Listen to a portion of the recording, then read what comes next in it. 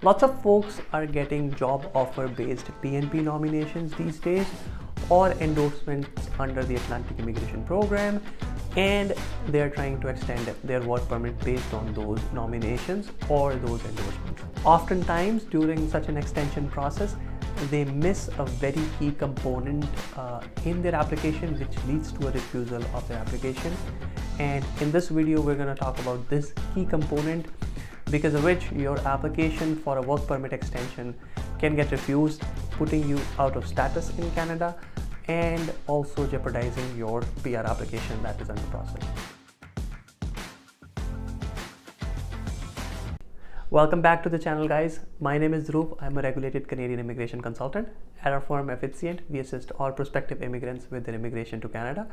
If you are an aspiring immigrant and you need assistance, you can contact us. Our contact information is right here. You can call us, email us, WhatsApp us. We would be happy to assist you. And if you are new to this channel, make sure you subscribe to the channel, because this is where we talk about Canadian immigration and share a lot of valuable information that will help you in your journey. Now, before we proceed, let's talk about the comment of the week here. This comment is from Pratika, and it's about recent changes in the fund requirement under Express Entry and the emails people got about updating their funds. Now, guys, the question is that I am eligible for both federal skilled worker program and CEC. Do I really need to make any update in my profile? The answer is, if you want to stay eligible for the federal skilled worker program, then yes, you need to make the change in your profile so that you meet the fund requirement. Otherwise, what will happen is, if your funds are below the required amount, then you would no longer be eligible under federal skilled worker program, and you would only stay eligible under Canadian experience class. Now, with the current draws, they are all program draws, and we've not really seen any federal skilled worker only draw, so it'll be fine. But if you have the money and you want to stay eligible for both, then you can just update your profile such that you meet the fund requirement for the federal skilled worker program. I hope this answers your question. Now, coming back to the topic of this video, it is about the work permit extension after you're nominated by the province, or after you've got an endorsement, or you have some sort of employer restriction based work permit that you're trying to apply, and what exactly that you need that most people miss out. In most cases, when you're applying for a closed work permit that is exempt from LMIA, you don't need anything related to the LMIA, but in most cases, you would need your employer to submit a job offer on the employer portal. There is an online employer portal where you submit the job offer. And on top of that, they need to pay a $230 employer compliance fee. You need proof of this job offer, that is the number, the job offer number that is generated when they submit the job offer, and ideally a screenshot of the employer compliance fee that goes as a part of the application for your work permit extension. If you don't include these, your application will be refused. Now, a lot of times even the workers don't know this, and employers also don't know about this. Most of the cases, if you have a PNP nomination and it states some employment restriction, if there is an employer restriction, in that case the exemption code is T13 under which you apply for a work permit, and you would need your employer to go through the employer portal, submit a job offer for you, and pay the employer compliance fee.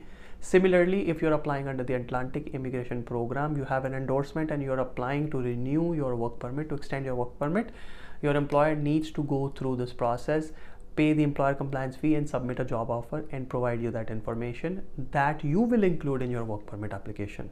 Now, the workers and the employers sometimes think that you already have the nomination, you have the endorsement, why this extra step? Well, this is the requirement from the government. It is an additional bureaucratic step.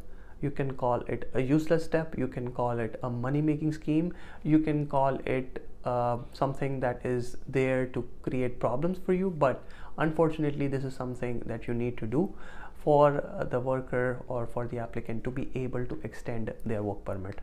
Now, employers sometimes are reluctant, thinking that this is same as LMIA and they don't want to get into the LMIA, they want to stay away from it. This is not LMIA. So for all the employers out there, this is not an LMIA. This is for an LMIA exempt process on the other hand. And this is just essentially a step where the government essentially links the work permit with the employer, with the job, and that way they are able to issue the LMIA exempt work permit to the foreign worker. So if you are an employer, or if you are an employee trying to convince your employer, basically as an employer, I would say just think of it as one last step. This would help your worker, your employee, to extend their work permit. Plus, they can continue to work for you, to serve you until their PR is processed.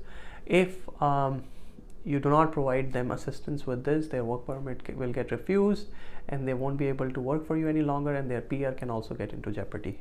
The employer portal is a government portal. Here on the screen you can see the employer portal. Here you will register an account, and then from there on it's pretty simple. You generate a job offer and fill in all the information, and at the end you pay a $230 employer compliance fee. That's all that you need to do. That's it, guys. I hope with this video, if you are an employer, you can get an understanding of what this process is, why it's necessary, and that it is not LMIA. If you are an employee who is trying to convince their employer, hopefully this video can help you understand the process better, and also your employer understand the process better. Thanks a lot, guys. If you like this video, please hit the like button, subscribe to the channel, and hit the bell icon so you are notified about any new video that we upload. Thanks again for watching, and I'll see you in the next video.